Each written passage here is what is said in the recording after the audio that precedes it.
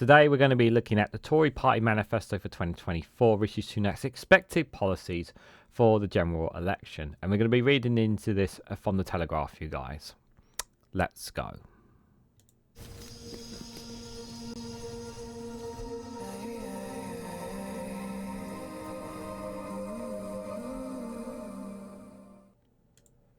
Good morning, good afternoon, good evening, wherever you are in the world. This is Reganelite here with a Snowflake Talks about Tory Party manifesto is essentially what this is. So what I'm going to be doing is reading here a very long and detailed piece here of what could be or what is going to be expected to be in the Tory Party manifesto here on 2024, Rishi Sunak's expected policies for the general election. The Tories vowed to end Mickey Mouse degrees and return of national services for 18-year-olds in Rishi Sunak's latest policy announcements. Now, just an added caveats, as far as at the time of this recording, the manifestos have not been launched from any of the parties. The date and time, just for those references as well, of this being recorded is on the 31st of May 2024 at just after 10 a.m. So, are the Conservatives, are their policies, and what are their policies going to hit home with a lot of people? Now, let's be very clear here. We have had the Conservative Party in charge for the last 14 years, and there is a great deal of frustration and anger and just dissatisfaction over those 14 years. To some people may argue that they are better off. To some people, that they are just going to simply vote Conservative because their lives have maybe even been bettered. There's certainly people who are in the wealth and the wealthy and the powerful have no doubt become better off as a result of the actions and the policies made by the Conservative Party. Without a shadow of a doubt that those on the middle and lower income brackets, some of them have been made worse off as by the actions and the policies of the Conservative Party. But at the moment, the one thing that the Conservatives are trying to do very, very hard is appeal to the older voters, older generation of voters. They're not so much appealing enough to younger voters, who are going to be the next generation as time comes on, as the new voters bloc. And those are the ones you really need to, obviously, at some point, you're going to have to appeal to them. Because obviously, as time passes, people go from young to medium and older, and then eventually people fade away. Those same voters who have always supported you for a long time, all their lives, they will go away. And so you need to, obviously, you can't always consistently appeal to those same bloc, because that same bloc will eventually disappear. So that is where I think Rishi Sunak and the Conservative Party are targeting much more of the demographic of the older voters, and targeting more of the wealthy as well in terms of their support, because they tried to make tax breaks, tried to make it consensus, obviously, and tried to appeal to those who have been in the best interest of those who are in the Conservative Party. Unfortunately, they've lost their manifestation, the Conservatives, of being the party for businesses. And this is tied around, obviously, what's happened with Brexit. And many people will argue that the current deal that they imposed, the Brexit deal that was imposed by the former Prime Minister Boris Johnson, was not the deal that we want. And many businesses, regardless of your political ideologies, many businesses feel worse off. They feel that they have been betrayed and that they have more barriers and more problems than they were told that they were going to get. In fact, people were expecting things to be easier for them. So the deal that was made by the Conservative government has not been in the interest of the businesses, which is why many businesses, while they do question Labour, have turned to Labour because they believe that Labour will try to reduce those red barriers. But have the Conservatives learnt from this? And are the Conservatives doing more to reduce that red tape? The answer is no, they haven't done anywhere near enough for businesses, which is why many have turned away from the Conservatives. So this is going to be a very huge challenge for Rishi Sunak. And while the majority of polls, without a shadow of a doubt, are saying that Rishi Sunak is a dead duck, and his campaign hasn't exactly been the best of campaigns, papers like The Telegraph are going to be backing him all the way to the hill. They're going to do everything they can to portray Rishi Sunak as the best thing that we've got. And they will always paint this picture of Labour will be worse, Labour will be worse, Labour will be worse. And the reality is that we are going to have, at the end of this general election, either a Conservative government or a Labour one. simply because of the electoral system that we have in place. There's no really getting around that, to be fair. So let's read what the Telegraph has to say on this. And by the way, I will put a link in the description if you want to read this yourself. This article is free to read, so you don't. It's not behind a paywall as well. So if you want to read into it yourself, you're more than welcome to as well. So the Conservatives have vowed to outlaw university courses labelled Mickey Mouse degrees, which are attended by 1 in 8 undergraduate students under a new policy to fund 100,000 more apprenticeships each year. So Gillian Keegan, the Education Secretary, had promised to end university degrees that don't deliver the outcome that people deserve on Wednesday as the latest major policy announcement of the Tory election campaign. The Telegraph understands that under threat degrees include contemporary circus and football studies. So they want to outlaw certain university courses.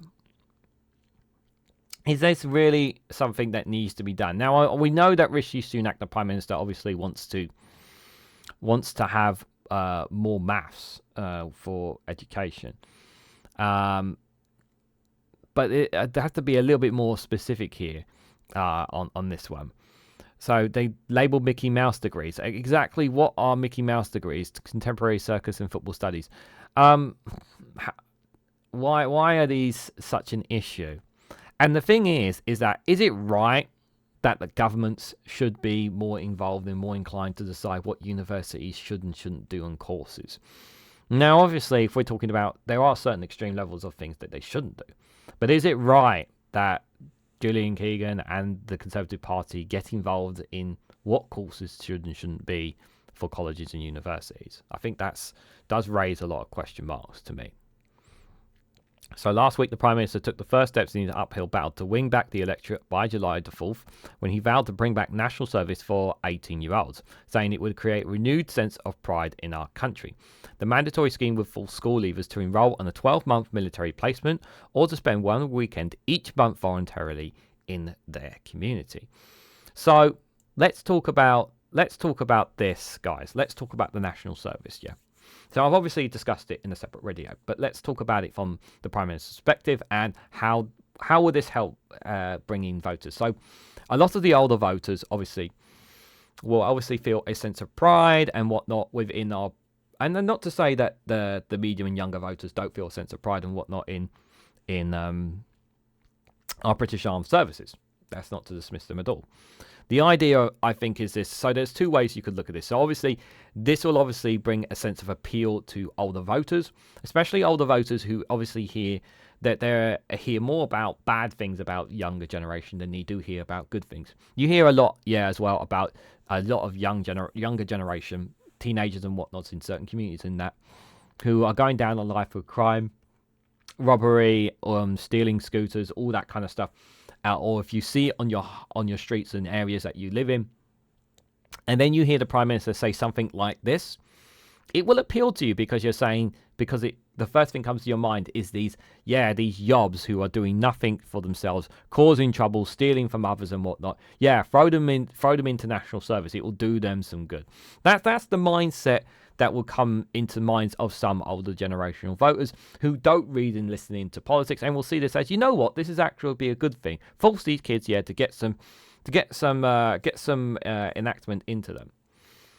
Now, obviously, there are certain countries that still have a degree of national service. Now, obviously, there are some who obviously have conflicts and borders with tensional countries where I would say those concepts apply a little bit. I would say those apply a little bit differently because of where they are geography-wise. But obviously, we are on an island here. And there is obviously the other argument, obviously, for this as well, is that while they're not forcing people into the army to stay permanently in the army, what they are saying is obviously we have an issue where we need to do something about recruitment because we do have an ever decreasing army force here in the UK. So how do we deal with that? And this is one of the ways of doing it by putting youngsters for 18-year-olds in for youngsters in for 18-year-olds to put them in to enroll in 12 months of military placement. May, after that 12 months, encourage them to stay more and longer in the military, even though they may initially did not want to be in it because obviously it'd be against their will. So that is that kind of counteractive to it, because obviously some people can have a change of perspective. Things can change about a person's opinion about somebody in the military after 12 months. 12 months is a very, very long time. And a year is a big it's a big part of your life that you're spending in the military there. So it could obviously encourage that person who spends that 12 months in there ending up wanting to go back and do more for the army. It's possible. May not be always the case. Obviously, some are different. But this is the arguments that I'm trying to put. Obviously, I want to make this clear. I don't approve of this policy. But these are the arguments, obviously, when you try to put yourself in the shoes of people who understand and want to support this, of why they're thinking this way. Now, the other option, obviously, there is the mandatory team will force school leavers to enrol on a 12-month military placement or spend one weekend of each month volunteering in their community. Now, this is forced labour of some sorts. And again, I go back to this premise of older generations will see this as kids these days don't do enough for communities. They don't do enough good things and whatnot. This is the concept and the mindset that some older generations see, because they see a lot of bad rather than good in their newspapers or on their TVs, and when they see out on the streets the way that some kids look, especially with the hoodies and whatnot, so all in groups and whatnot, it paints an image into the mindsets of older generations that see kids these days. They just want to cause trouble, they just want to cause harm, and they don't want to do any good around here these days. Back in my day, I would do this. This is where the appeal factor comes to older voters for this kind of stuff. But if you try to put yourself in the shoes of the youngsters here about how they would feel about this.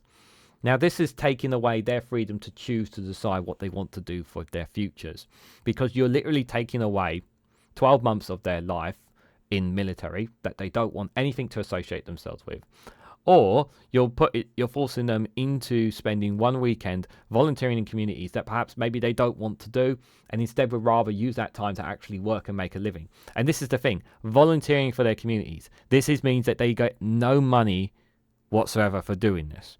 So essentially it is forced labour is what that is, forced into the army against their will. You're taking away that freedom of choice. There isn't really anything democratic about taking away that freedom. And I generally think that doesn't sit right with me.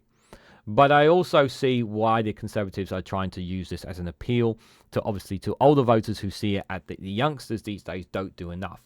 But I don't agree that all youngsters are like this at all. I dismiss that case, because there are many youngsters across the UK that do wonderful work, who generally are working hard to try and better themselves and give themselves the best and brightest futures possible. But we don't always see and hear that, because obviously what do newspapers and media outlets always report on? Negative stories, always the negativity. You read more negativity than you do positivity. So to say that youngsters and that don't do enough, I don't think that's a fair assessment. But this is what the Conservatives are imposing. Whether it will actually hit home with voters, time will tell on that one. So the pledge came as Rishi Sunak sought to reassure older voters that the state pension will never be taxed, and the Tories face criticism for freezing income tax thresholds which pull people into higher tax bands or paying income tax for the first time through physical drag. Again, this is obviously, reassuring them for the state pension. This is once again pushing the narrative, guys, of looking after the older voters, the state pensions. This is something the Conservatives, obviously the age group that they're looking to target.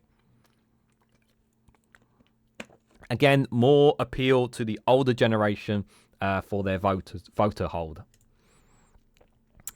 In a major political gamble, Mr. Sunak announced a summer snap election July the 4th, despite Conservatives trailing by Labour by 20 points in the polls. Some of it is sometimes 35-40, it varies on polls. He now faces a task of preventing his party from suffering a wipeout at the hands of Sir Keir Starmer. There is a poll tracker there. We might have a look at it later. So below are the Telegraph keeps track of the policies the Prime Minister has announced in his 2024 campaign. Others he might like to include in his manifesto. So they have all these here on them. So we're going to go through them now. So the NHS and social care. So within weeks of taking office, Mr. Sunak has set out 5 pledges in which voters should judge his premiership, one of which is to slash NHS waiting lists. It's highly likely he will head into the next election on the promise to reduce those times further, particularly as his efforts have so far been hampered by strikes. Now, let me.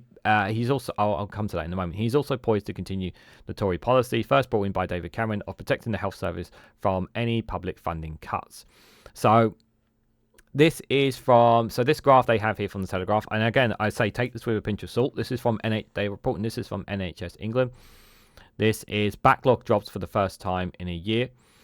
And the number of incomplete appointments on the NHS waiting list.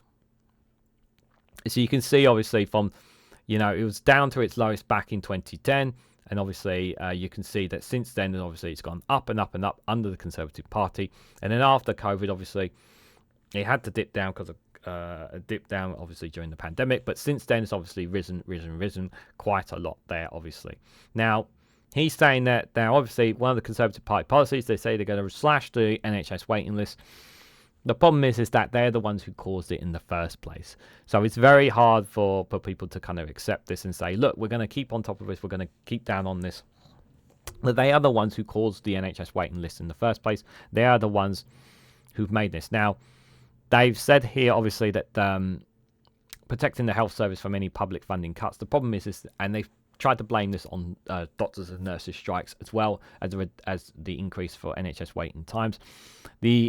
One of the issues that they've never been wanting to do is simply get around the table and negotiate a pay deals in terms and conditions with doctors and nurses, which is one of the problems regarding strikes. And we also know that they've also invested more in more has been handed to private sectors within the National Healthcare Service in England in particular as well, which has also not helped. A lot of money that's funneled from taxpayers that goes into the NHS does not stay in the NHS, goes into the private healthcare sector, and it also gets spent on consultants as well. So we don't have enough doctors and nurses, so we're spending more money on consultants as well. So you again ask, the Conservatives have been in power for 14 years, why are we spending more on consultants than we should be? Why do we have doctors and nurses who are not getting the fair pay and wage that they should be getting as well? And we can't just simply say that it was because of COVID or that it was because of the war in Ukraine. It's because of global factors. No, the Conservatives have to take ownership of this. What happened here in this graph is full and advocate responsibility of the Conservatives. They have to own this and they have to accept this. And people may argue and they say, well, the Conservatives say they're going to do something about this. But they caused it in the first place, which is the problem. So how can you justify saying that the Conservatives are going to fix it when they're the ones who started the fire in the first place? For some voters, it may appeal to some voters who generally think that it's because of global factors or it's because of the NHS and reforms that may be needed. That may cause some older voters and others maybe to continue to vote Conservative. But I think the vast majority of the British public, regardless of who they are, know that their waiting times have gotten worse over 14 years and definitely will not be looking that. I don't think they will be shouting enough about the NHS and social care, if I'm honest. Mrs. Sunak has repeatedly talked up about how both the Chancellor and the now Prime Minister have signed off a big cheques to pour billions or more into the NHS budget. The manifesto says to include a major hiking spree, with Mrs. Sunak having promised to recruit 300,000 doctors and 170,000 nurses by 2036 and 2037. On social care, the Tories will have to decide whether to commit to reintroducing an £86,000 cap on the amount people will have to pay for care across their lifetimes. The limit was originally coming to force this October, but its implementation has now been pushed back by Jeremy Hunt, the Chancellor, until after the election. Boris Johnson has had to plan to pay for the policies, including by hiking national insurance, but the tax rise was scrapped by Liz Truss, and Mrs. Sunak chose not to resurrect it. So that's what they've been stated so far on healthcare. But again, like the scrapping the national insurance, obviously they said they wanted to do that, but they didn't say how they were going to fund it. Because they want to say that they're the party of tax cuts, and yet we have some of the highest tax burdens ever. So It's a bit of a hard one to swallow, to be fair. And speaking of taxes, tax and spending. So the Prime Minister and Chancellor have repeatedly expressed a desire to reduce taxes on working families as soon as public finances allow. Mr Johnson went into the 2019 election promising a low-tax economy, but ended up overseeing the biggest tax rise in Parliament on record. Tories have pledged in their last manifesto not to raise income tax, VAT or national insurance, an offer that propelled the party to a landslide victory. I don't think this manifesto pledge is the reason that they got the landslide victory. It was based more off the back of Brexit and what they said they would do about cracking down more on immigration. I think are more of them, but I would say that that VAT and national insurance did play a part in it. That this is from HMRC, the OBR. That millions dragged into paying more income tax due to threshold freezes, the number of taxpayers paying income tax rates per each year. So you can see the base rate has gone up and the highest rates have gone up. Additional pay rates have stayed not too much, stayed the same there. But obviously, it is projected obviously to go up higher. Is from the forecast here, obviously. So Mr Sunak has forced more heavily on the latter, cutting national insurance by 4p at the last two budgets and setting out a plan to eventually abolish it entirely. Again, it's like you're abolishing this tax, but where are you going to find the money that the money that is made off this that goes into the treasury? Where means you're going to have to make even more cuts elsewhere. Where's the money going to come from? That's the thing. And the thing is that there's at the moment so far there's nothing here that's going to help those who are on the middle or low incomes and those who are in the poverty line. You haven't heard anything on them as far as we've gone through so far. So further cuts to the levy, which the Prime Minister has branded a double tax on work, and therefore highly likely to feature in his election manifesto. Doing so would draw a clear dividing line with Labour, with the Conservatives planning to accuse their rivals of having a secret agenda to hike taxes. That's where Tory MPs have begun urging Mr Sunak to focus on easing the burden even further by either cutting income tax or raising the threshold at which it kicks in. The quadruple lock plan for pensions is designed to give retirees a peace of mind and security by automatically raising the threshold at which they start paying income tax each year so that it stays ahead of the state pension. Labour failed to match the pledge on Monday, with the Tories warning that Sir Keir Starmer was lining up a huge tax raid on the elderly. A more striking pledge, and one that Sir Keir would likely refuse to match, would be announcing plans to slash or even abolish inheritance tax, which the Chancellor has described as profoundly anti-Conservative. Elsewhere, the Prime Minister is also cutting taxes for companies with Conservative backbenchers, urging him to reform business rates. So obviously, this is some stuff obviously that would help. That would help reforming the business rates there. Now, I'm not someone who knows the ins and outs of taxes, and that is something I'm still learning in time. But I'm not interested in what Labour are going to do. I'm interested in what the Conservatives are going to do here. And there doesn't appear to be a lot here that the Conservatives are going to pledge to when it comes to taxes here, apart from cutting. Is all that they've said here in this piece, in this bit here. So, you're helping the higher and wealthy off by cutting taxes, but again, there's a huge amount of population who aren't working at the moment, or who are in desperate need of a bit of extra money. What are we doing to help them? And it's just sticking to a certain group at the moment. So the economy is one of the biggest challenges, obviously, guys. So 3 of the 5 missions outlined by Mr Sunak centred on the economy, reducing inflation, boosting growth and bringing down the national debt. Those promises have become essential to his premiership and are highly likely to feature heavily in the Conservative manifesto. 4 years ago, the Tories promised to ensure debt was lower at the end of his parliament and to keep national interest payments below 6% of GDP. They vowed to achieve this by not borrowing the funding day-to-day spending and keeping the public sector investment below 3% of national wealth. So this is from the Bank of England, the RNS forecast. This is Britain's to escape recession here. This is just projections here of what they're forecasting here. And the first quarter of 2022, and they expect it to go. They expect the growth to go up to expecting it in the next couple of years to go up to by 2027, expect it to forecast at 1.5%.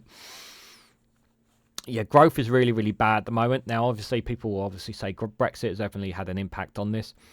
People will argue that obviously what happened with the war in Ukraine will play an impact on this. Obviously, Ukraine's trade, obviously, on grain, and obviously in terms of gas from Russia, obviously. But we don't rely too much on that, so it shouldn't have had as big of an impact on our economy as it should have done. But it did have an impact. But obviously, what happens within Britain in terms of its own economy and what its own GDP does come down to the decisions made by the Conservative Party. But obviously they will look at those other factors to play into it. I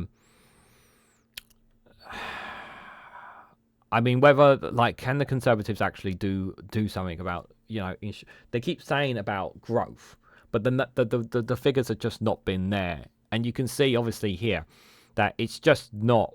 Like we've hit below recession, below growth, negative growth twice there on the forecast there, and this is no guarantee. Just because they're forecasting this, there's no guarantee that this will happen as well. So whether or not they will be able to ensure growth, I can't see them ensuring that the growth will come from them. So Mr. Sunak is under pressure from a group of Tory backbenchers who have pledged not to vote for any budget which increases overall tax burden. As a result, he was set to be heavily reliant on special constraints to balance the books. Cuts to welfare and foreign aid would be a right-wing crowd pleasers. Again, the welfare has been cut to the bone. You can't cut any more of it. That's not gonna help fix the balance the books, in my opinion. Cutting foreign aid, you're hurting your international relationships and partners and organisations by cutting more foreign aid when you've already cut quite a fair chunk of it. After scarring 2-year battle with inflation, Prime Minister could also pinch any tight belt in as a way of helping to keep prices low. Prices are not low, prices are high, and regardless of whether you keep inflation down or inflation goes up, prices are still going up either way. You can't reduce pricing by reducing inflation. That's not how it works. Prices increase. It's just a case of whatever level of inflation will be is how quickly the prices will rise. So you can't reduce the prices. On growth, he may come under pressure to match Labour commitments that he will make sure Britain becomes the fastest growing economy in the G7. And he has not done a good enough job in terms of fastest growing the economy. He keeps saying about growing the economy. It's just not been there. The environment, the Conservatives have been targeted heavily in rural seats by both Labour and the Lib Dems over the record over tackling river pollution. So Keir looks set to the agenda with a series of eye-catching announcements such as denying bonuses for failing water company bosses. It is likely as a result Sunak will look to make tough pledges of his own to clean up Britain's waterways in an attempt to win back country voters. The problem is him and his party have sat on this. This is from Statistica here. This is the numbers of deaths attributed to air pollution in the UK from the 1990s to 2019 here. So the number has reduced. Nothing's too much there. I'm not sure how. I'm not sure, in terms of air pollution, how that's obviously helping in this one here. But I just want to talk about the waterways. Obviously, it's very, very important to understand here if you are a Conservative voter and you're still unsure about whether you want to vote Conservative or not, and you're upset about the environment. You have to remember that the Conservatives have sat on this. They sat on this when we left the EU. The water companies have been able to pour more sewage than ever into our waterways than before, and the government hasn't really done enough. They've gone nowhere near enough to clamp down on it, to tackle it, and there's been more than enough stories out there, more than enough pictures and videos and whatnot from experts that have said that the water companies, private water companies, have just been allowed to get away with it, and the Conservative Party have just kind of sat on this. They have said things, but they haven't taken action, and they've been the ones, again, in the driving seat of this. They could have taken action, and they've not done so. So I think if you are somebody who is environmentally friendly, that does care about our waterways, our beaches, with wildlife, it's very hard for me to understand why you would want to vote Conservative when this was all building up, when this was even happening, not just now, but even before. why would you still want to vote Conservative, knowing that they have allowed this to go unchallenged, to do anything about the actions of these private water companies and the damage that they have told. So it's very hard for me to understand that. The Prime Minister could revive plans announced in the 2022 autumn statement to raise the maximum fine for polluting water firms to £250,000 to £250 million. It sounds good. It sounds good, but this is not going to stop the issue, in my opinion. It's not going to stop people from... it's not going to stop the water companies. Fines are not enough. It's not good enough in any way, shape or form. At the same time, outgoing Michael Gove has pressed for a commitment to scrap EU-era rules that are blocking 100,000 new homes. The outgoing Housing Secretary wants to include a pledge to get rid of nutrient neutrality laws after his attempts to axe them last year were thwarted by Labour. Again, this is this bit here about homes. It's nothing to do with Labour, so you can't blame Labour for this. The Conservative Party have the majority in Westminster, so I don't know how you can blame Labour for any kind of housing policies.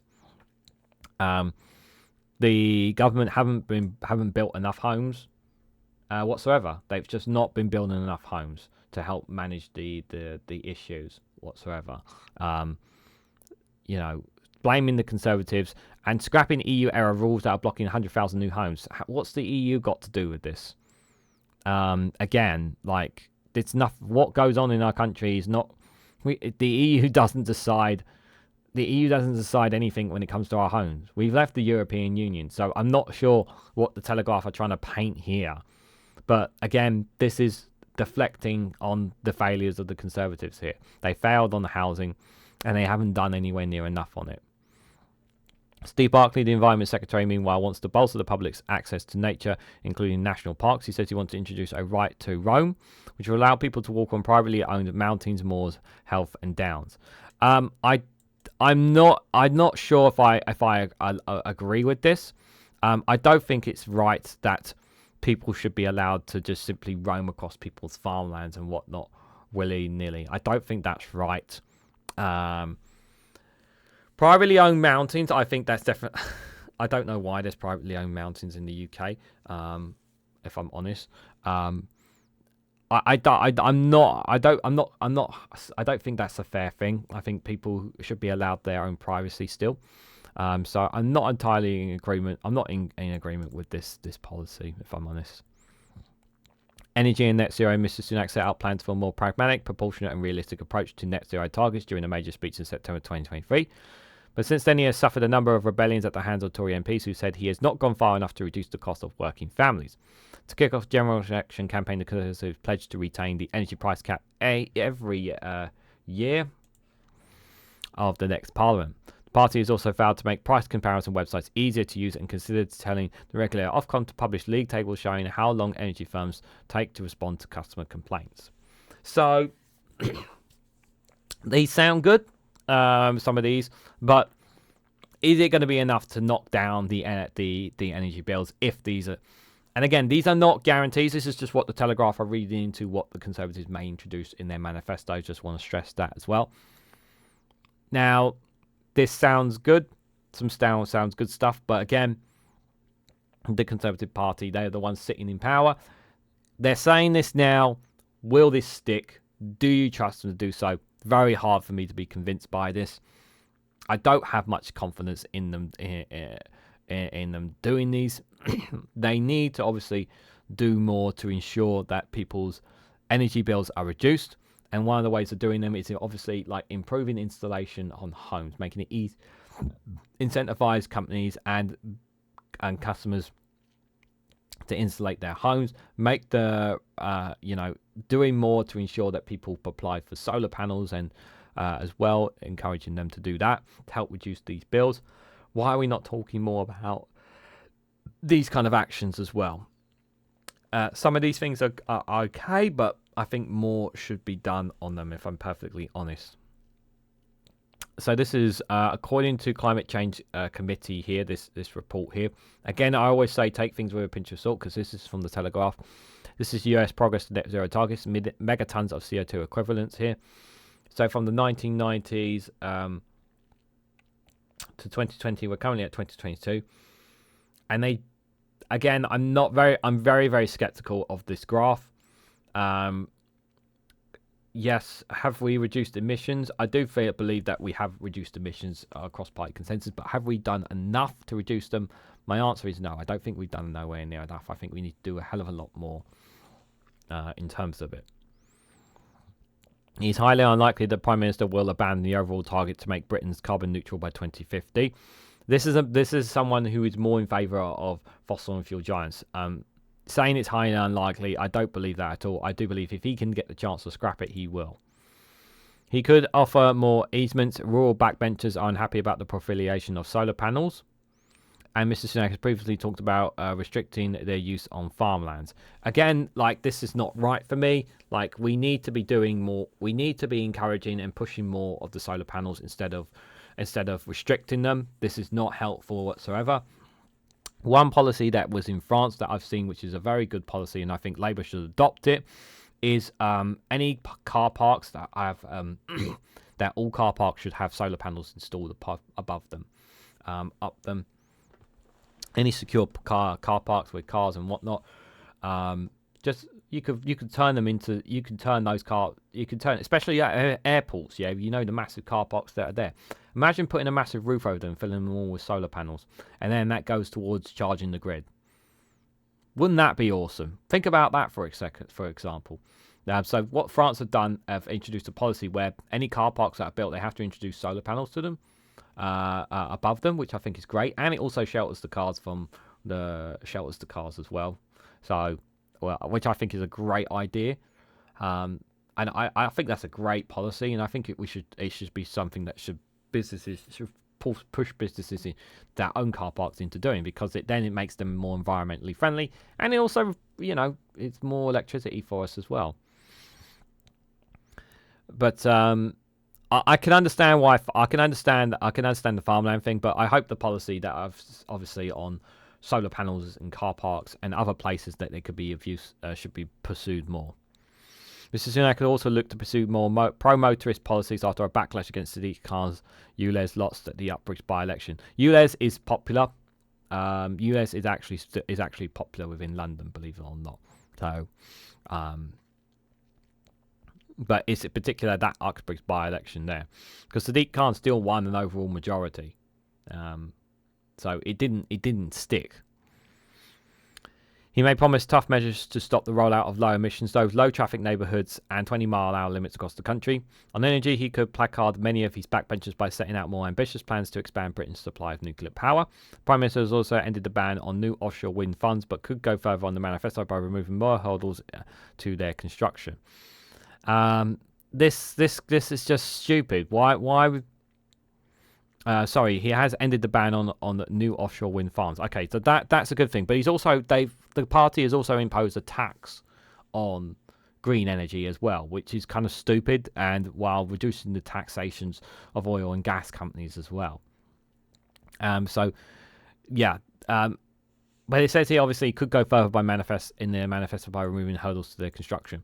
Well, I don't see any indications whatsoever from the Conservative Party or from Rishi Sunak wanting to do that. I would like them to do that, but I really don't trust this government to do enough when it comes to the environment and to reducing energy and our emissions, guys.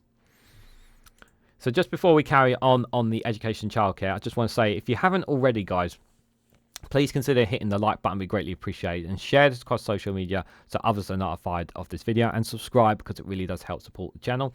Doing any of those things really makes a massive difference to the videos and to the channel, and it really does help improve and boost that algorithm on them. Obviously, I ask if you can watch videos a bit longer than normal. It obviously makes a massive difference as well. Again, it helps improve the algorithm. Commenting on any of my videos and leaving feedback is also greatly appreciated as well. So if you could do any of those things, it would be greatly appreciated. Also, if you want to go one step further and financially support me in the work that I do here, you could do so by becoming a YouTube member for as little as 99p. Being a YouTube member gets you access to custom emojis, as well as whenever you comment on any of my videos, I always respond back to you, regardless of what video it is on, because you are a YouTube member, you are financially supporting me in the work that I do here. If you are a $2.99 member, then you also get early access to my content that comes out before everybody else, so you also get that additional benefit as well. Other ways you can financially support me is by buying me a coffee or join me on Patreon as well, where you get access to exclusive content on Patreon as well. So anyone in any way who has financially supported me, thank you very much for doing so. It is greatly appreciated. Let's go back to the next policy here from what the Telegraph has here on the Conservative Party, and that is education and childcare. So Mr. Sunak has made education reform the centrepiece of his Tory conference speech last year, promising to scrap A-levels and replace them with new exams. In his final address to the party faithful before the general election, he unveiled a long-term plan to create a knowledge-rich advanced British standard. So the new qualification would bring together academic A-levels and technical A-levels, is likely to feature prominently in the manifesto. It will provide the central plank for the Prime Minister's commitment to ensure that all students study the form of English and maths up to the age of 18. Now, I don't accept this concept that kids need to learn maths up to the age of 18. I don't think it's necessary in any way, shape or form, and I don't think it needs to be enforced upon. I do think that kids need to learn at least the very basics of maths at a young age, up to secondary school, and it should be more of a choice whether kids want to pursue further mathematicians down here. So I don't accept this premise that kids should have to do more maths all the way up to the age of 18. I think it is unnecessary, especially if especially some young people have certain career paths they want to make that have absolutely nothing to do with these maths. While it may seem like a benefit to them, and don't get me wrong, any kind of benefit to kids is always wonderful, but they only have so much time that they can learn on certain education when they are young, and I just don't think that this is something that will help. Now, so this graph here is from the JCQ here. This is top GCSE grades have fallen. So a share of UK's GCSE entries marked at least a 7th grade. So you can see here from 2011 to 2023 that they haven't really even they have dropped here, but apparently they went up in 2020, 2021, 2022. Now, I will say obviously I can't really comment too much about grades and whatnot because I don't know enough about it, but I will say obviously it's I will say that they were a bit more lenient obviously because of the coronavirus impact they had between that time period. So I would say obviously those last couple of years ones to take with a bit of a pinch of salt, but 2023 is about roughly the same, not too much difference there in terms of beforehand. I would say in actual fact there before from 2019 you can actually see it's been better there, but yeah, the 2020 to 2021 2022 I kind of just take with a bit of a pinch of salt really of them, and asterisks next to them. Under the plan, sixth formers will spend almost 200 hours or more in classroom, with Mr. Sunak acknowledging it will require a teacher recruitment drive. Again, the problem with the teacher recruitment drive, again, it sounds great on paper, but we don't have enough teachers, and the problem is that teachers are not getting a fair enough decent wage, and they're already working so many hours as it is. So how are you going to encourage them to do so? And just for me, I just can't see this working. He's described education as a silver bullet and is likely to go into election promising to put more resources into schools and teaching. Again, we have seen graphs where the profiteering there's been more money poured into private education than there has been in state education. State education has been failing. There's been less and less funding since the Conservatives have come to power. It's not a fair system right now. Yeah, he's promising to put more resources in. Well, we haven't seen. Again, it's very hard for us to be convinced by him when he's the party been in power for 14 years. Sunak has also made expanding free childcare one of his big offers to voters, with a commitment to increase availability set in his manifesto. He has outlined plans to double the number of hours patients can claim for children aged 9 and older to 30 hours per week. Again, the childcare issue, they cannot, and I have relatives who work in the childcare sector. They're just going to ignore this because They can't afford it. It doesn't work for them. The formats, the systems, like there's not a real plan behind this system. Now Labour said they're going to carry it on, but obviously again it's like how are you going to pay for this? How are you going to get more childcare in? Are you going to build more childcare places? Like these are questions that need to be answered on that. The Tories are also set to heavily target Labour on the issue of sex education and the teaching of consent gender ideologies in schools. I've covered this on separate issue. I'm not going to go into the trans issue and sex education on that. But what I will say is obviously Tories should not be fiddling about with this kind of thing, in my honest opinion. Julian Keegan, the Education Secretary, has been consulting on plans to stop the teaching of sex education under NICE and to ban teaching of gender ideology entirely, with proposals likely to be made in the manifesto. Again, like I said, it's not something that the Conservatives should be playing about with. It should be, in my opinion, more of a choice. It should be down to the teachers to make that decision based on each individual pupil. But I've dived into it in separate videos if you want to have a look. Mr. Sunak has also taken up the role of artificial intelligence in education, saying it will do for the 21st century what STEM engine and electricity did for the 19th century. In his policy exchange speech in May, he said, just imagine every child in school with their own personal tutor and every teacher free to spend more time personally in developing each student. That would be nice, but I don't have faith in the education system that Sunak is offering. I really, really do not. So, defence. In his first major policy announcement, Mr. Sunak vowed to bring back national service for school leavers, who would have to enrol a 12-month military placement or spend one weekend each month volunteering. I've talked about that already.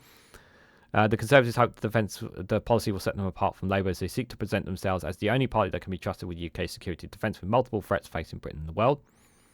The military placements would be open to 30,000 youngsters, would involve residential stays at army bases and other military facilities around the country. So this is something, obviously, is a question that hasn't been answered. Is where all these, if you like, we're talking like more than 500,000 kids as well. Where are we putting all these children as well? Excuse me. The problem is that there's not enough places to put them in. So this factor's not been played in, and there's already been many generals have said that while many there has been one or two generals who've even said like they like the idea but they haven't really thought it through. Mr. Sunak previously warned in a speech in May that Labour's victory represent a threat to UK security. Again, he's talking about Labour here. I'm not interested in Labour. I'm interested in what Sunak is doing. Prime Minister announced in May that he will hike the military budget 2.5% of GDP by the end of the decade, a commitment Labour has failed to match. Again, like, how are you going to pay for this? Like you have money for the military budget, yet you don't have money to deal with poverty in this country. He's also committed to at least $3 billion in each support of each year for Ukraine until 2030, with both pledges to be reinforced within the election manifesto. I'm totally happy for him to continue to support in Ukraine. £3 billion, that's totally fine. I'm happy with that as a support for Ukraine, so I have no issue with that. In a major speech at a Policy Exchange think tank on the 13th of May, Mr. Sunak argued that Vladimir Putin, the Russian president, would be emboldened by Labour not matching his promise to raise defence spending to 2.5% by 2030. Again, I don't care what Labour is saying. I'm interested in what you're saying. It comes with concerns having been raised about the size of the army, navy and air forces that may struggle to attract enough recruits. This is the recruits is a major issue, and obviously we've talked about it earlier. Prime Minister could look to address it either by setting himself a target to grow personnel numbers or by increasing salaries. Increasing salaries would definitely be one thing that would help with it. So you can see here, obviously, Army forces depleted strength, Royal Navy, Army and the RAF here. You can see based on those years, on the years numbers there. So the Royal Navy had 33,390 in October 2022. This in 2022, the following year it's now down to 32,000. Same concept there in 2022 with the Army, 79,000 now down to 75,000. In the RAF went from 32,000, it's now down to 31,000. So the numbers are dwindling on all three fronts there, which is a cause for concern and needs to be addressed. Mr. Sunak declared on the 27th of May that the state pension will never be taxed under Conservatives in his so-called quadruple lock. We've talked a bit about that already. Prime Minister said the Tories will give retirees a peace of mind security by automatically raising the threshold at which they start paying income tax each year so it stays ahead of state pension. According to Downing Street, the Tory policy million pension would save £100 in tax each year and almost £300 a year by the end of the decade. Thanks to the Conservatives' triple lock pension have risen by £900 this year, and we now cut their taxes by around about £100 this year, Mr Sunak has said. This bold action demonstrates we're on the side of pensioners. The alternative is Labour dragging everyone into the receipt of full state pension into income tax for the first time in history. The older generation are going to have to pay something. You know, this you know, helping out and cutting taxes for the elderly sounds good for the older people, but what about the next generation? Polls show that over 70s are the only age group in which the Tories lead. While Labour is poised to commit to the triple pension lock in its own manifesto, Labour has so far failed to match the quadruple lock pledge. Again, I'm not interested in what Labour are saying. I'm interested in what you guys are saying. And if I'm honest, like, this sounds good to older voters, but again, like, what more are you doing for the medium and younger voters? Prime Minister is also likely to. This is the rise in state pension age here. Let me just. Yeah. So. Yeah. So the pension age has gone up as time has gone up as well. So pension age to 66, 67, 68. The Labour government passed a law to raise the state pension age. Women's state pension age began to rise in 2010. Pension bills in 2011 there. And 2011, age 67. Yeah, it's 67 years old for your state pension. Prime Minister is likely to promise to keep other pensions perks such as winter fuel payments, free TV licence and bus pass. But he's set to take a completely different approach when it comes to benefits, with a crackdown on British ballooning welfare bill on the cards. I've said this ties into the healthcare system. I've spoken about the welfare system. Cracking down, there's so many people who cannot get the healthcare that they need, which is why they are in the situation they're in. This is not you're cracking down on a minority of people, and especially targeting people with disabilities as well, who generally cannot work. They're being forced against their will to go into work. Like, this kind of stuff is not going to help. There's been speculation that Mr Sunak will revive the Get Britain Working campaign that propelled Mr campaigns to election victory in 2015. Again, like, his slogans, it's not going to work. Possible measures include a further tightening of the benefit cap and hardening up sanctions to those able to seek work but choose not to. Again, like I've said this numerous of times, this is like, you'll appeal to some people, but there's others you're not going to hit. So policing and crime, the election campaign is likely to see Mr Sunak and Sakir battle it out for those who can sound the toughest when it comes to cracking down on crime. Labour has banged the drum over lower level offences like burglary and antisocial behaviour, painting the picture of lawless Britain where neighbourhoods live in fear. The Prime Minister will come under pressure to match the rhetoric with harsher sentencing for petty criminals and more community backbench schemes. But he may have ace up his own sleep eye and vein a crackdown on knife crime, which will allow the Tories to target Mr Khan's record in London. Chris Phillips, the police minister, had told the Met that other forces to increase their use of stop and search, such as policy that could make the manifesto. So, in terms of crime, we know that it's not been very good. This is another area where, I don't just think the last 14 years, I also think under Labour government as well, there have been many failures of the police force, and the governments, both main political parties haven't done enough in this, and 14 years of Conservatives haven't done anything either. Like, it's a lot of tough talking, but again, I keep hearing the tough talking, but I'm not seeing the change. So they got a graph here. This is from apparently, according to them, this is from the Ministry of Justice. If fewer knife offenders are going to jail, the proportion of knife offenders and knife offenders sentenced to immediate custody, England and Wales here. Now, I've said, the problem right now is we have a massive prison crisis where we have a huge amount of overcrowding, and there doesn't appear to be an issue to it. Now, they either A, they haven't built enough prisons, which will obviously be an unpopular decision, or B, they haven't done enough when it comes to the actual. They needed to change some of the laws to make it easier to either some certain offences should be reduced, sentencings and whatnot. That you want to send a knife offender sent to jail, but again, like where are you going to send them to? So I mean, it looks here, obviously, from 2023 downwards, they're claiming that the knife crime has gone down. But the other thing as well is that a lot of people aren't reporting crimes to the police as well, because there's an increase in distrust in the police force as well. So not just knife crime, but other crimes as well. So a lot of distrust has been lost in the police force as well. Mr. Johnson went into the 2019 election promising to recruit 20,000 more police officers. Given low trial rate, similar pledges could feature this time too. Ministers have previously outlined plans to create 20,000 extra prison places, which could be revived, including in the manifesto. Now, they cut 20,000 police officers and they brought back 20,000 police officers. So let's be very clear, that was under the Conservatives there. Migration. Mr. Sunak will be under huge pressure from his own MPs to go into the next election on cast iron promise to dramatically cut net migration. He is highly unlikely to commit to a cap on the number, given concerns over how it would impact business and the economy. It would be unrealistic for him to revert to his party's previous pledge to reduce net migration to tens of thousands, given it ran over 700,000 last year. Yeah, he's failed on migration. That's just it.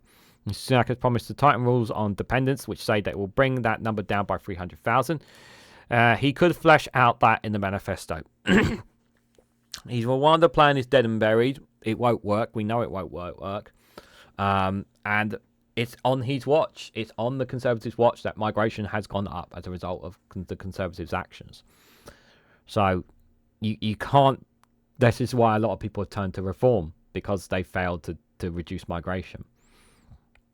On stopping the small boats, it's highly likely that it will include commitment to build on the Rwanda plan and to draw a clear dividing line with Labour.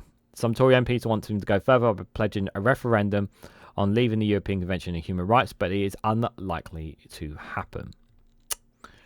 Yeah, so migration obviously is the one, is one of the key, is one policy obviously there that I think, given everything that we have read here today, guys, I just think that migration, they just failed miserably on that. But looking back on this, guys, you know, these are some of the things and the pledges that they may introduce when their manifesto comes up, or if it's already come out by the time you watch this. You know, the pensions and these defence things.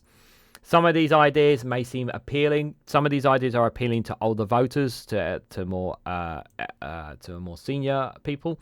Some of these policies obviously appealing to, without a shadow of doubt, the rich and the wealthy of their fellow mates and whatnot. But given the scandals, given that we've had the same political party for the last 14 years, given the state that the UK as a whole is in, it's not going to work with the vast majority of people in the country. It may appeal to certain sections of society, certain sections of voters, of those who are not been paying too much attention to politics and whatnot. And it may sound good in a manifesto pledge, some of these when they come out, may sound good on paper, but the Prime Minister himself, Rishi Sunak, is not somebody who is very down to earth, who is very robotic, and he's very scripted with his answers. He doesn't talk enough to the general public and have real conversations and understandings about what people are going through. So the appeal for Rishi Sunak is just not there. It really is not. But these are some of the things that may or may not be in the Tory Party manifesto. This was by The Telegraph. So let me know, what did you guys think? What did you guys make of some of these policies? What did you guys make of some of the things that Rishi Sunak and the Conservatives may or may not introduce in their manifesto, whether they are likely to or not? Does this change your opinions or prejudices whatsoever on the Conservative Party? Do you guys think that things will get better with these policies, and are they going to stick to them? Could Rishi Sunak turn this tide around? Do you think he could actually close the gap on these policies?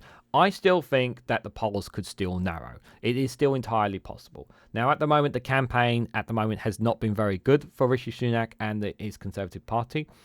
But I do think that it can narrow. But let me know what you overall think about all these policies and more in the comments section down below. But just before you go, guys, I just need you, if you can, do one thing for me. If you haven't already, please hit the like button, be greatly appreciated. Share it across social media so others are notified of this video. And subscribe, because it really does help support the channel.